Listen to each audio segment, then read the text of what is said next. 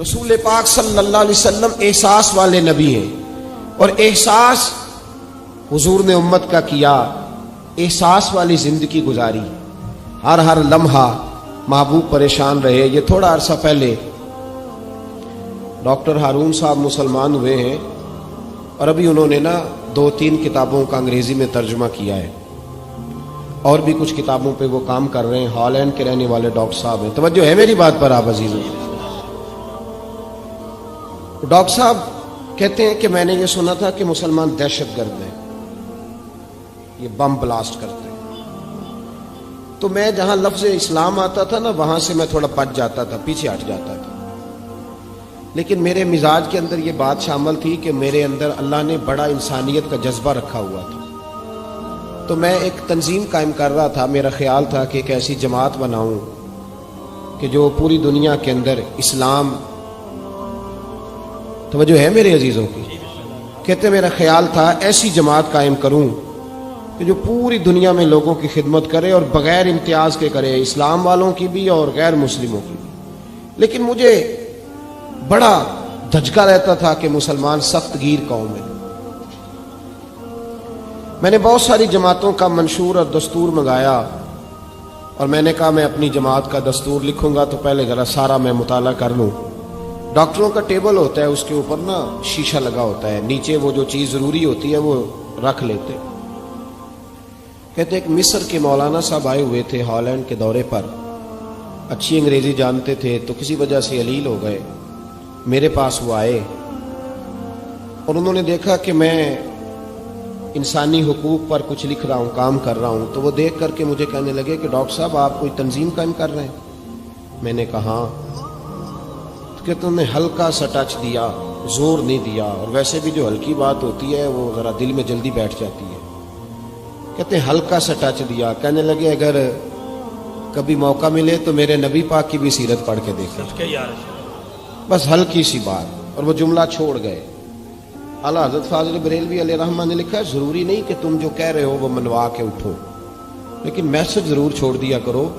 جب انسان کے ذہن میں بات ہوتی ہے یہاں سٹاک ہوتا ہے جب بات کا، تو جب وہ کام کرنے لگتا ہے تو ایک دفعہ وہ بات سامنے ضرور آتی ہے۔ کہہ دیا کرو۔ انہوں نے کہہ دیا کہ ڈاکٹر صاحب ایک دفعہ حضور کی سیرت بھی پڑھ لیں۔ کہتے ہیں میرے ذہن میں بات بیٹھ گئی، مصروف آدمی تھا، زیادہ تو نہیں میں مطالعہ کر سکتا تھا، لیکن میں ایک دن 10 منٹ گھر میں ملے تھے تو میں کمپیوٹر پہ بیٹھا، اور میں نے کہا کہ انگریزی میں جو کتابیں حضور سید عالم صلی اللہ علیہ وسلم کی سیرت کی ہیں ان کو ذرا دیکھتا ہوں۔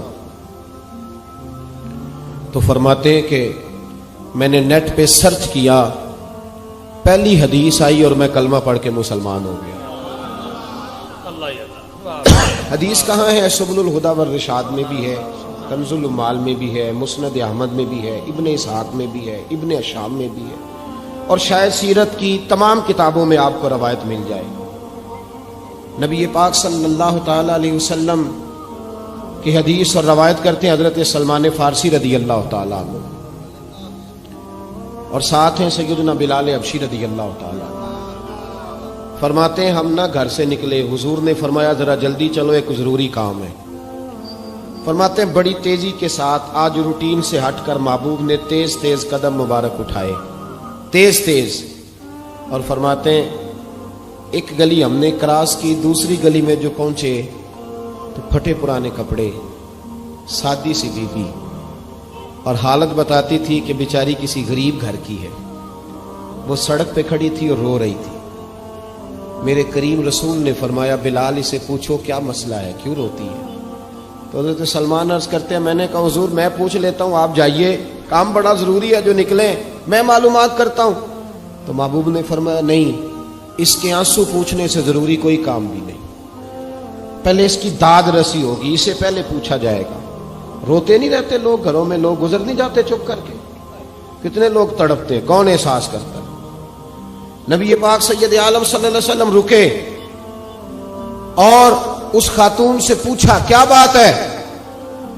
اس نے کہا کہ بات کوئی بھی نہیں، میرا ایک ہی موٹا سا مسئلہ ہے۔ کہا وہ کیا؟ کہنے لگی میں غریب ہوں، اور غریبی بذات خود بہت بڑا گناہ ہوتی ہے، لوگ بڑا جرم سمجھتے ہیں اس کو، بذات خود میں نے شروع میں کہا نا کہ مذہبی سٹیج کی بھی صدارت غریب آدمی نہیں کر سکتا، کیونکہ غریب جو ہوا جہد کول دتھی ہونی انہیں نیڑے بہنا ہے نا جی، جہد کول نہیں انہیں تو پیچھے جا کے بہنا اینڈ تے کول کیڑا دتھی ہے۔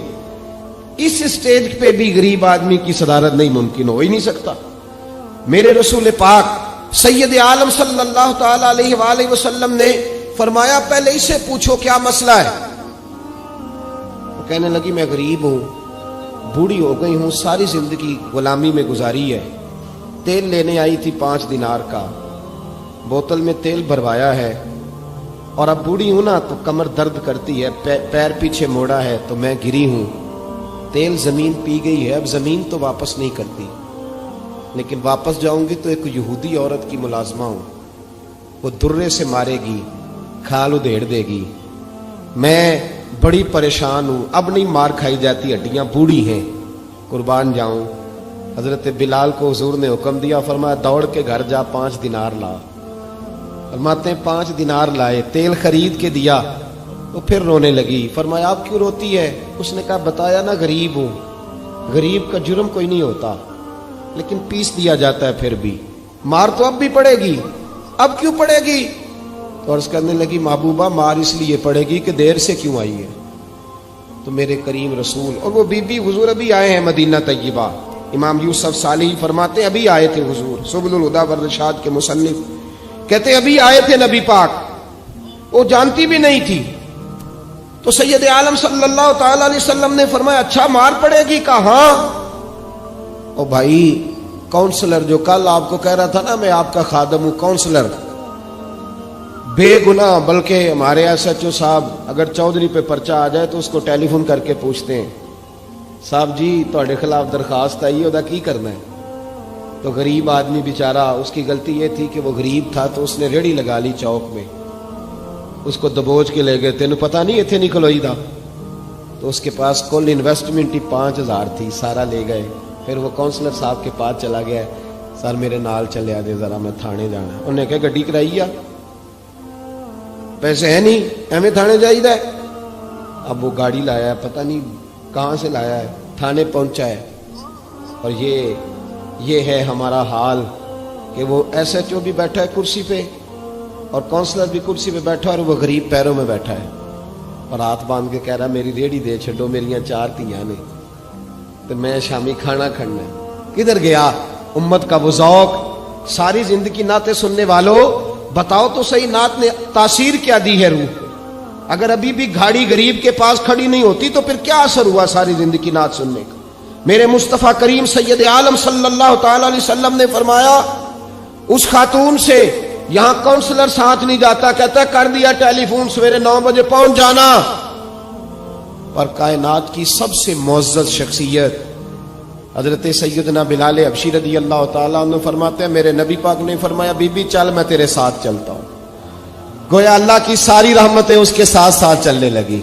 اور آگے آگے نہیں، ساری کتابیں پڑھ لو، وہ پھٹے پرانے کپڑوں والی بی بی آگے آگے اور اللہ کے کریم رسول پیچھے پیچھے، ساری گلیاں اس نے پھرائی، مدینے کی صحرا آ گیا، ایک دروازے پہ دستک دی، سے مالکن آئی، وہ بی بی بعد میں کہتی ہے میں بھی بڑی ڈاڈی تھی، طاقت ہی نہیں تھی میرے سامنے کو کھڑا ہو سکے، لیکن جب میں باہر نکلی تو میں نے نور کے حالے میں لپٹی ہوئی ایک عظیم ہستی کو دیکھا۔ فرماتے محبوب کے گورے چٹے رنگ کے اوپر کالی زلفیں اور محبوب پاک کی مقدس آنکھیں جب تک بات کرتے رہے نظریں زمین پہ جھکی رہی۔ شرم و حیا والے رسول نے بڑے میٹھے، بڑے دھیمے، بڑے خوبصورت لہجے میں کہا، بریلی کے امام فرماتے ہیں نیچی نظروں کی شرم و حیا پہ درود، بڑے دھیمے لہجے میں فرمایا تیری نوکرانی ہے تیری؟ عورت کہتی ہے میں تو حضور کے جلووں میں محو ہو گئی کہ سادگی میں اتنا حسن میں نے دیکھا ہی نہیں، تیری نوکرانی ہے؟ کہا ہاں۔ تو میرے محبوب نے فرمایا بیچاری کی غلطی کوئی نہیں، اسے مارنا نا، اس سے تیل گر گیا تھا، نیا خریدتے دیر ہو گئی، رو رہی تھی تو میں سفارش کرنے آیا ہوں۔ وہ خاتون کہتی ہے کسی کی نہیں مانی تھی، پر محبوب کے جملوں میں تاثیر اتنی تھی، ککھ سواد نہیں مشری اندر، اساں کھنڈا بھی چکھ ڈٹھیاں، انہاں ساریاں شیواں نالوں گلاں سجن دیاں مٹھیاں، فرماتے ہیں نبی پاک صلی اللہ تعالی علیہ وآلہ وسلم نے فرمایا کچھ نہ کہنا. کہنے لگی نہیں کہتی، میرا وعدہ رہا، کچھ نہیں کہوں گی. اب میرے حبیب نے پھر نظر اٹھائی اور اس غریبنی کی طرف دیکھا اور فرمایا تو اگر کہے تو میں جاؤں، تو اگر کہے تو میں خود بھیک دیں، خود ہی کہے منگتے کا بھلا ہو، تو اگر کہے تو میں جاؤں. اس نے خراج پیش کیا تو چند آنسو گرائے. کہنے لگی محبوبہ جیسے بندہ نوازی. حضور نے رخ پھیرا. حضرت بلال کہتے ہیں میں پیچھے رہ گیا تو وہ دونوں بیبیاں دوڑ کے میرے پاس آئیں. کہنے لگی بتا تو صحیح ہے کون، یہ بتا تو صحیح کون تھے. تو حضرت بلال کہنے لگی تم نہیں جانتے. جناب بلال فرمانے لگے یہی تو ہیں جنہیں اللہ نے سچا رسول بنا کے بھیجا ہے. بیبیاں دوڑ کے آئی. کہنے لگی محبوبہ دروازے تک آئے ہو تو خالی تو نہ لوٹاؤ، مہربانی فرماؤ ہمیں بھی کلمہ پڑھا دو. ڈاکٹر ہارون کہتے ہیں وہ بیبیاں وہاں کلمہ پڑھ رہی تھی اور میں حدیث پڑھ کے کلمہ پڑھ رہا تھا. بھائی